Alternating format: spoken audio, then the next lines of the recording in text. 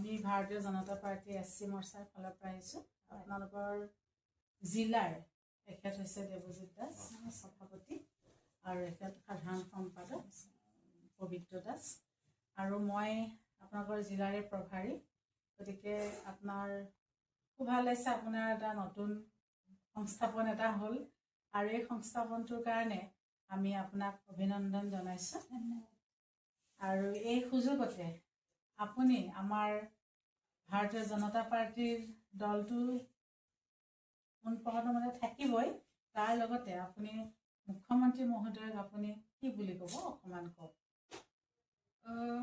প্ৰথমতেতো অশেষ ধন্যবাদ দিলোঁ, মানে মেধা ভিত্তিত ইমান নিকাকে হৈছে, মোৰ নিচিনাকে মানে বহুতেই পাইছে, সেইটো কাৰণে মানে খুব ভাল লাগিছে। বহুত দিনৰ পৰা চেষ্টা কৰি আছিলোঁ, পালোঁ এইবাৰ।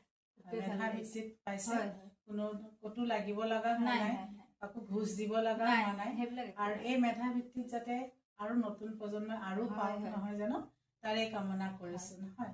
ঠিক আছে, আপোনাক অশেষ ধন্যবাদ আৰু এই কৰ্ম জীৱনটোৰ কাৰণে আপোনাক শুভেচ্ছা জনাইছোঁ।